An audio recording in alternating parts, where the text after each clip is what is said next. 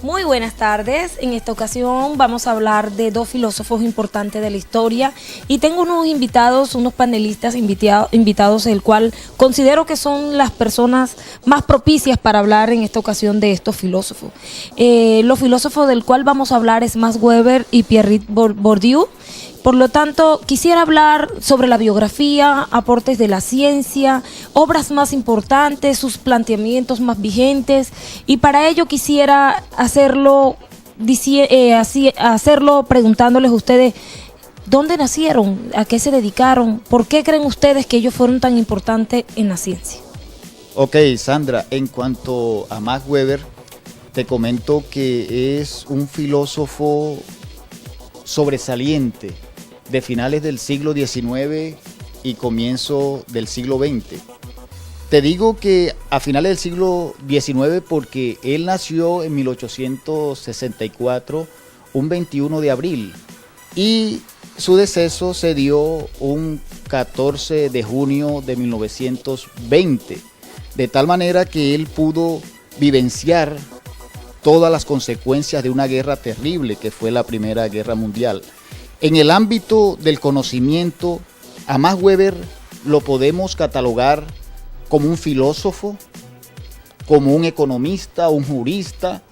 También se desempeñó con mucha categoría en la rama de la historia y de la sociología.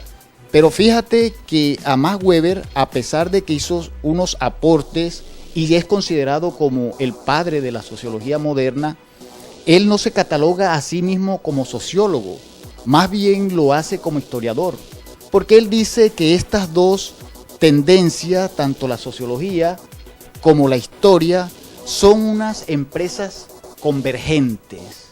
Bueno, al igual, Sandra, Pierre Bourdieu fue un filósofo del siglo XX que nació en 1930 en Francia y murió en el 2002. Es un filósofo contemporáneo, al igual es sociólogo, fue educador, muy preocupado por la educación, y no solamente eso, sino que fue más allá. Además de realizar críticas a la academia, a la formación, también le dio mucha importancia a la actividad social. Él intervino, fue un actor social que no solamente motivó a la sociedad a promulgarse sobre la desigualdad, lo que eran los problemas de ese entonces. Como dice Natalia, el señor Pierre Bourdieu fue un filósofo, sociólogo, contribuyente del segundo mitad del siglo XX. También es necesario resaltar que él fue como nombrado como doctor por honoris causas por la Universidad Libre de Berlín. También es importante resaltar que él estaba siempre en contra del neoliberalismo, siempre se preocupó por la sociedad civil, estuvo siempre en los sindicatos, estuvo en organizaciones no gubernamentales. Bueno, asimismo tenemos que decir que Bourdieu, no todo lo que en lo que se trabajó, en lo que se dice, fue bueno. Muchos críticos, analizando sus obras, dicen que Bourdieu hacía párrafos muy extensos, de tal forma que no se pueden, al momento de leer sus obras, muchas cosas no se pueden entender. Y por tal motivo, como no se pueden entender, hay muchas palabras que él mete en sus obras que se entienden como si fueran inventadas por él. Caso de que hay palabras que en realidad no aparecen en los diccionarios, y por eso es muy criticado en esa parte Bourdieu.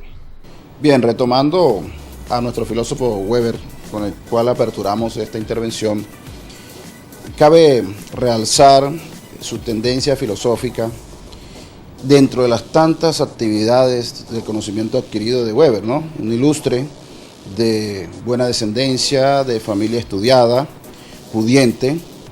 Esto favoreció a que se dedicara él a estudiar diferentes áreas del conocimiento, como el derecho, la sociología, la economía. Le permitió explorar diferentes aspectos de la vida a nivel social en Alemania.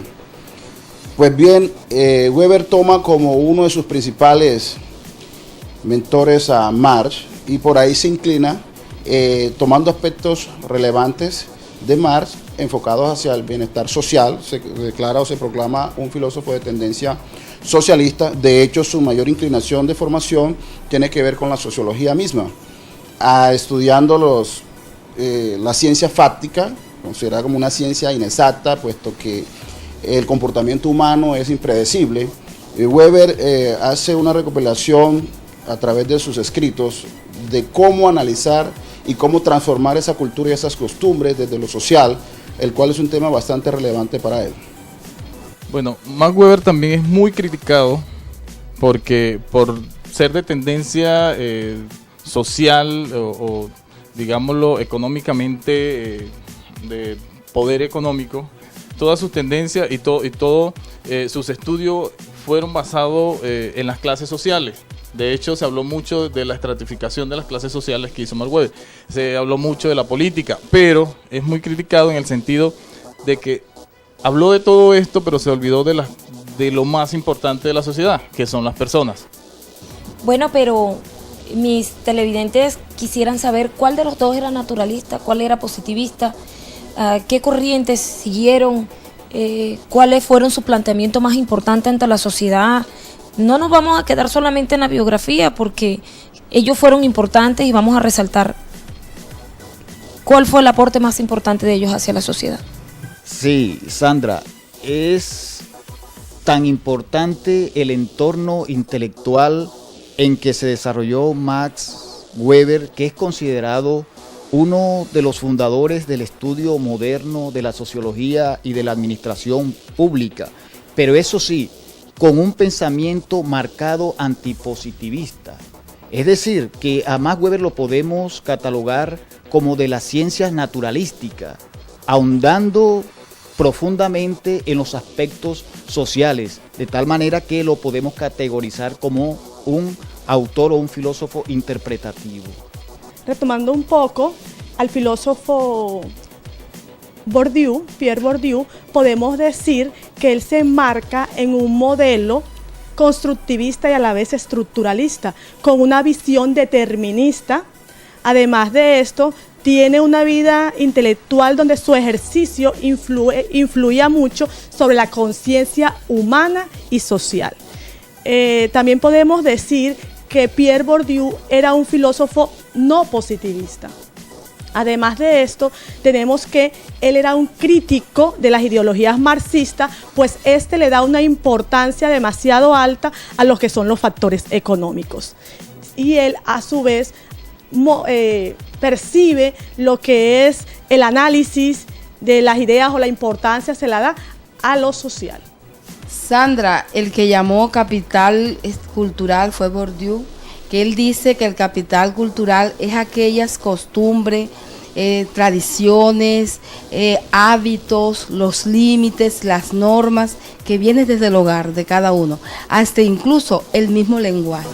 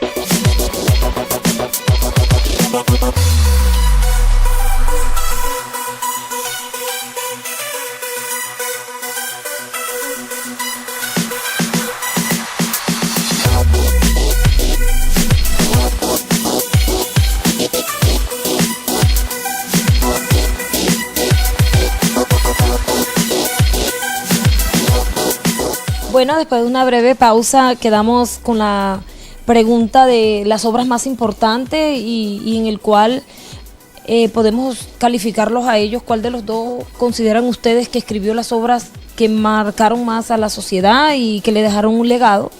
Entonces quisiera preguntarle, Vicente, ¿cuál que considera usted que fue la obra más importante de Max Weber? Sandra, los trabajos de Max Weber indiscutiblemente se dieron en el campo de la sociología, de la religión y el gobierno, sin desconocer y demeritar que él planteó numerosas obras también en el campo de la economía. Y tenía que ser así, porque él recibió una influencia mayúscula, muy importante de su familia.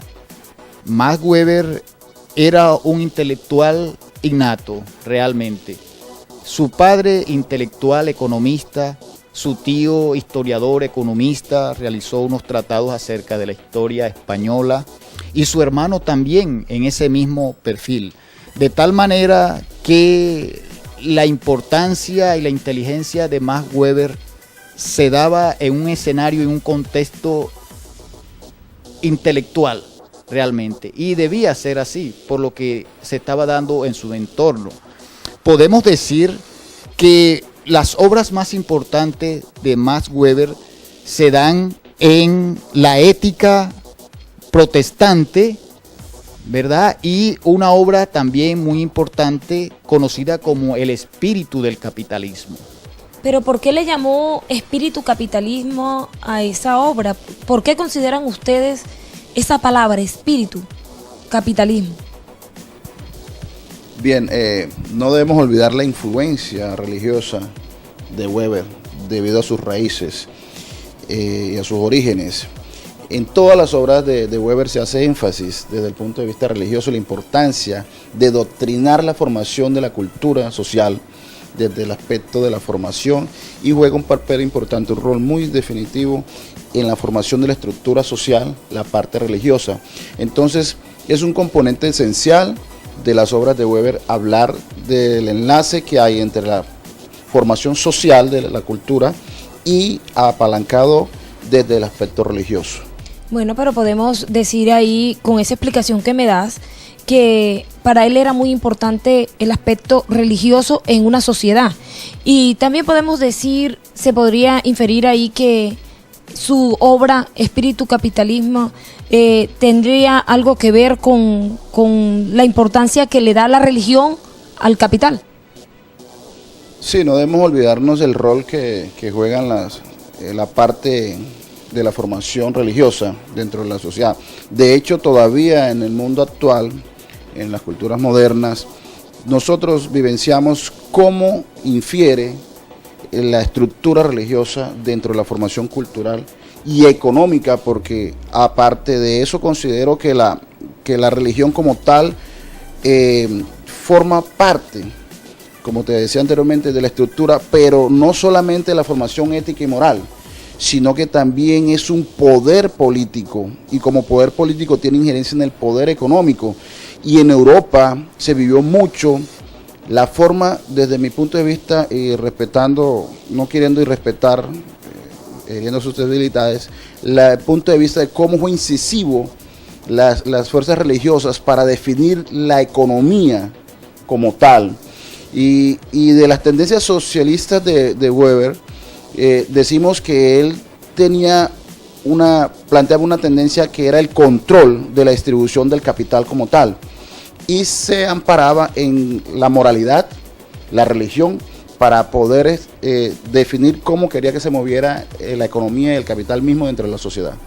Entonces, Max Weber consideraba la religión como una manera de controlar a la sociedad. Sí, Sandra, la parte religiosa jugó un papel extremadamente crucial en la obra de Max Weber. Cuando te comenté acerca de las obras importantes, la ética protestante y el espíritu del capitalismo, es porque él argumentaba que la religión jugó un papel de una trascendencia extrema en lo que concierne al aspecto cultural de Occidente y de Oriente.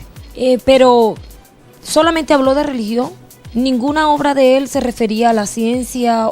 ¿Tuvo algún aporte hacia la ciencia como tal? Sandra, Max Weber tuvo una obra muy importante en cuanto a ciencia se refiere, denominada La ciencia como monopolio de la violencia y los medios de coacción, que se constituye en una obra ejemplar para el estudio de la ciencia y la sociología moderna contemporánea.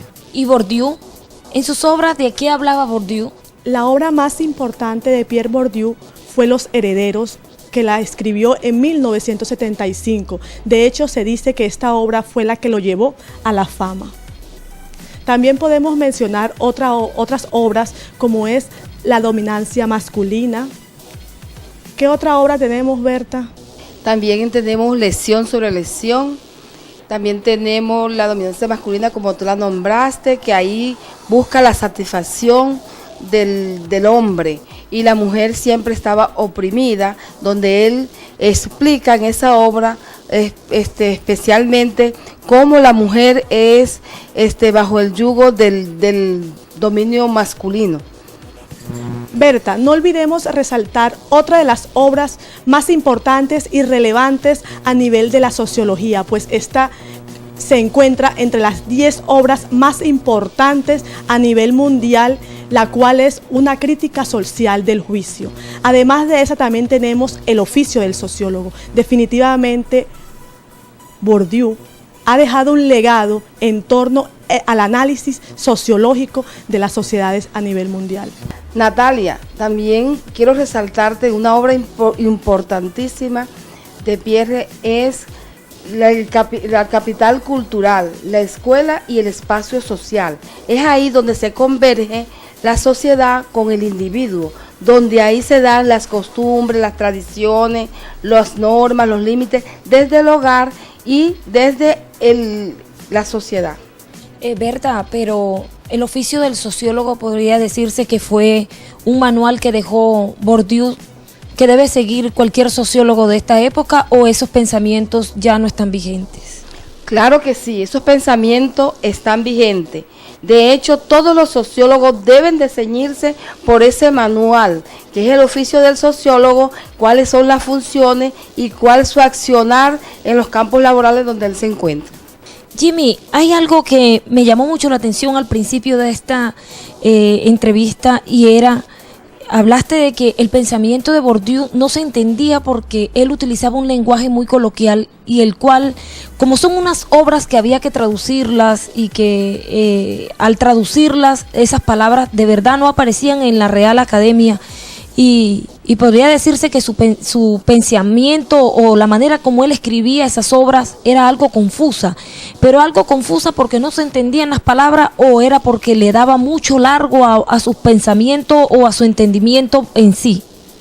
Bueno, Bourdieu fue criticado por sus párrafos extensos y porque utilizaba palabras que de pronto no aparece en ningún diccionario. Pero Bourdieu responde a su crítica con una teoría cuyo concepto más original es el hábitus. Es aquí donde sus críticos llegan y dicen, entonces, ¿qué es el hábito para Bourdieu? El hábito él lo definía como el modo de pensar, de sentir de las personas que estaban en un espacio o un contexto social que tiene que ver con su pensamiento, con su sentimiento, con sus creencias, costumbre. Bueno, no me queda más sino agradecerles a ustedes por esta visita.